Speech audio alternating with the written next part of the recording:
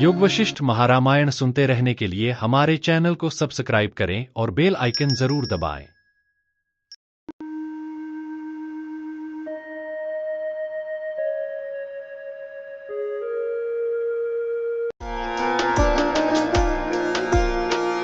योग वशिष्ठ महारामायण उपशम प्रकरण सर्ग 83। चित्त और इंद्रियों के रहते समस्त दोष रूपी अनर्थों की प्राप्ति होती है और उनके अभाव में समस्त गुण रूपी सुख की प्राप्ति होती है। यह वर्णन।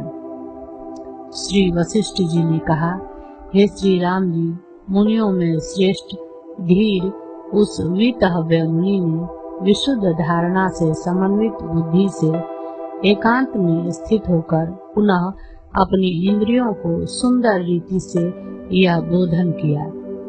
हे श्री राम जी, इंद्रियों के लिए उक्त मुनि वीतहव्य ने एकांत में स्थित होकर जो बोध प्रदान किया था उसको मैं आपसे स्पष्ट कहता हूँ, उसे श्रवण कीजिए। श्रवण करने से आप उस भावना को प्राप्त होकर मुक्त हो जाइए। हे इंद्रिय वृंद, आप लोगों की यह जो विचार दृष्टि से प्रसिद्ध आत्मसत्ता है, यानी अपना अस्तित्व है, वह जीवन काल में अनर्थ रूप दुख का हेतु है और उसके बाद फिर मृत्यु नरक आदि को देने वाला है। इसलिए पूर्व में प्रदर्शित सद्विचार से आप लोग अपनी उक्त मिथ्याभूत सत्ता का परित्याग कर दीजिए। मेरे पूर्व में किए गए आत्मसत्ता के उपदेश से आप लोगों की यह मिथ्याभूत सत्ता विनाश को प्राप्त हो ही गई, ऐसा मैं मानता हूँ, क्योंकि आप अज्ञान से उत्पन्न हुए हैं। अतः उपदेश से अज्ञान का विनाश हो जाने पर सत्ता को प्राप्त नहीं कर सकेंगे। अब चित्त के प्रति भी वैसा उपदेश देते हैं। हे तुच्छ चित्त, तुम्हारी अपनी सत्ता केवल तुम्हारे दुख के लिए ही स्पष्ट रूपता को उस प्रकार प्राप्त होती है जिस प्रकार जलते समय तप्त कांचन की नाई प्रज्वलित होकर शब्द करने वाली अग्नि में की गई क्रीड़ा बालक और पक्षियों के पार्श्व भाग के दाह के लिए होती है। चित्त और इंद्रिय समुदाय की सत्ता से हुई अनर्थ परंपरा को दिखलाते हैं। हे चित्त, तुम देखो कि तुम्हारा अस्तित्व होने पर भ्रमणशील मूर्खों के राग द्वेषादि तरंगों से व्याप्त संसार रूपी नदियों का समूह काल रूपी विशाल समुद्र में प्रविष्ट हो रहा है। देखिए, परस्पर एक दूसरे के अहंकारों से होने वाले एक दूसरे के वध, पराजय, उत्पीड़न आदि की चिंताओं से युक्त दुख की पंक्ति कहीं से उस प्रकार गिर रही है जिस प्रकार महावृष्टि की धाराएं गिर रही हो। असीम हृदय का उन्मूलन करने में उद्यत भीषण क्रंदन कराने वाली तथा क्रूर संपत्ति विपत्ति रूपी महामारी चारों ओर से प्रस्फुरित हो रही है। इस शरीर रूपी जर्जर वृक्ष के ऊपर निर्मल तथा प्रकाशमान जरा मरण रूपी मंजरी विकसित हो रही है, जिसमें काश श्वास रूपी गूंज रहे भ्रमर विद्यमान है। मनोरथों के तरंग रूपी सर्पों से वेष्टित निहार रूपी यानी निविड़ जड़ता रूपी इंद्रियों के छिद्र रूपी द्वारों से युक्त शरीर के कोटर में हृदय में जाल निर्माण में व्यग्र चपल चिंता रूपी मकड़ी अपने भीतर घूम रही है।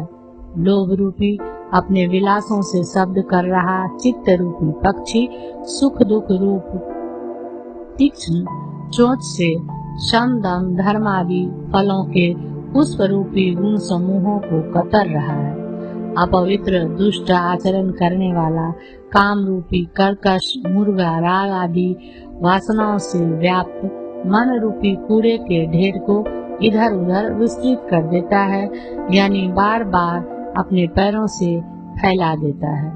मोह रूपी महारात्रि में भयावह अज्ञान रूपी उल्लू हृदय रूपी वृक्ष के ऊपर श्मशान में वेताल की नाई चारों ओर से गरज रहा है। हे इंद्रियगण, आप लोगों के विद्यमान रहते ये और इनसे दूसरी भी बहुत सी अशुभ श्रेया रात्रि में पिशाचनियों की नाई गरजती रहती है।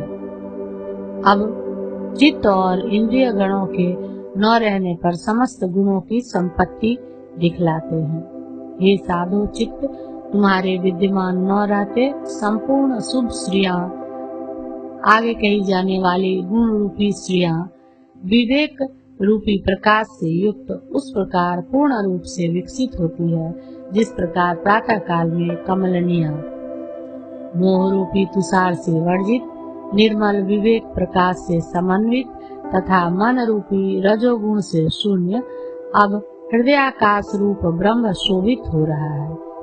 किसी प्रकार की आशंका के बिना आकाश मंडल में पतित और वायु आदि से आकुलित वृष्टि धाराओं की नाई विक्षेपों के हेतु विकल्प समूह अब नहीं गिरते हैं। सबको आनंद देने वाली शांत परम पवित्र सब भूतों में मैत्री हृदय में ऐसे उत्पन्न होती है जैसे तरवर में मनोहर मंजरी उत्पन्न होती है। भीतर से छिद्र वाली यानी अपूर्णता से युक्त तथा जड़ता से भरे मूर्खों में विद्या कौशल आदि गुणों का संबंध कराने वाली चिंता उस प्रकार सूख रही है जिस प्रकार हिमदग्ध कमलिनी अज्ञान का विनाश होने पर हृदय में अपने ज्ञान का प्रकाश उस प्रकार प्रकट रूपता को प्राप्त हो रहा है जिस प्रकार शरत काल में मेघों के शांत हो जाने पर आकाश में सूर्य मंडल प्रकट रूपता को प्राप्त होता है। वायु के शांत होने पर समुद्र जैसे समता को प्राप्त करता है, ऐसे ही प्रसन्न विशाल गांभीर्य से युक्त क्षोभ शून्य तथा विषमता के संपादक हेतुओं से पराजित न हुआ मन समता को प्राप्त करता है। आत्मा राम रूपी अमृत प्रवाह से पूर्ण तथा अविनाशी आनंद से प्रचुर पुरुष शीतलता से युक्त होकर भीतर उस प्रकार स्थित रहता है जिस प्रकार शीतल चंद्रमा। अज्ञान का विनाश हो जाने पर आत्माकार वृत्तियां भीतर से पूर्णता के संपादक विकास को प्राप्त करती है और उससे समग्र चराचर युक्त जगत बाधित होकर केवल संविदंश मात्र में विश्रांत हो जाता है।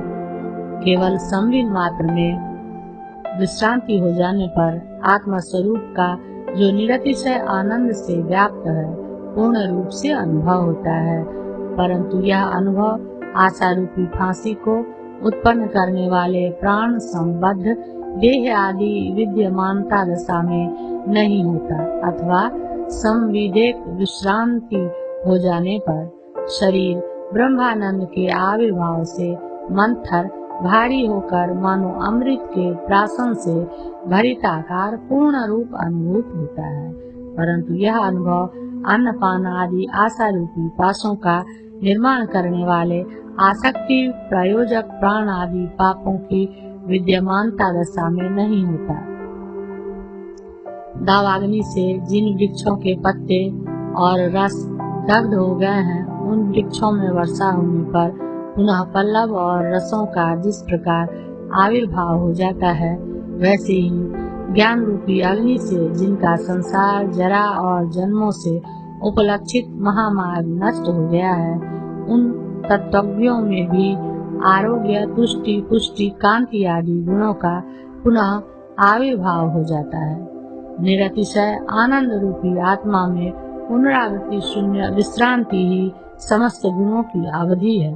उसके प्रसंग से तत्वज्ञ महापुरुष में दूसरे भी अनंत गुण आ जाते हैं, पर उनका वर्णन नहीं किया जा सकता, इस आशय से उपसंहार करते हैं। तत्वज्ञ पुरुष फिर जन्म न हो इसलिए आत्मा रूपी वृक्ष के ऊपर चिरकाल तक विश्रांति करता है।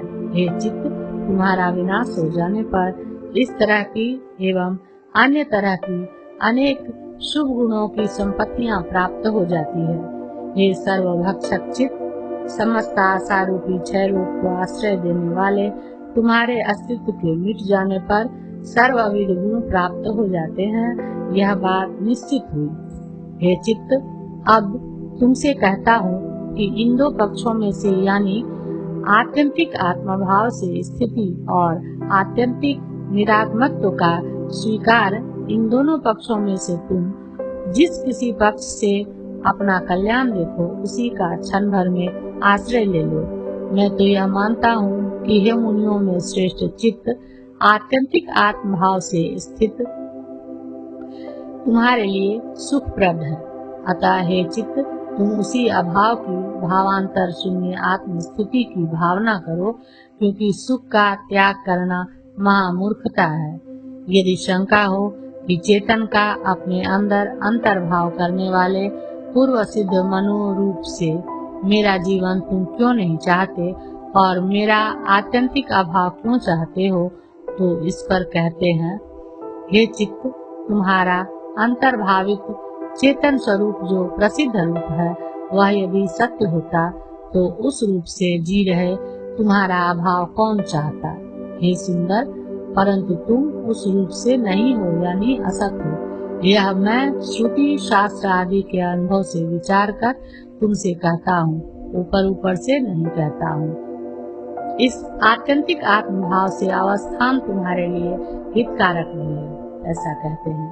हे चित्त, इससे मैं जीता हूँ, इस प्रकार की मिथ्या आशा से तुम फूलो मत। जब तुम पहले से ही कल्पित हो, तुम्हारी सत्ता है ही नहीं, तब जो तुम्हारा अस्तित्व है वह भ्रम मूलक ही सिद्ध होता है। हे चित्त, अब वही भ्रांति विचार से आत्यंतिक विनाश को प्राप्त हो गई। हे साधो, तुम्हारा स्वरूप इतना ही है कि आत्म स्वरूप का विचार न करना।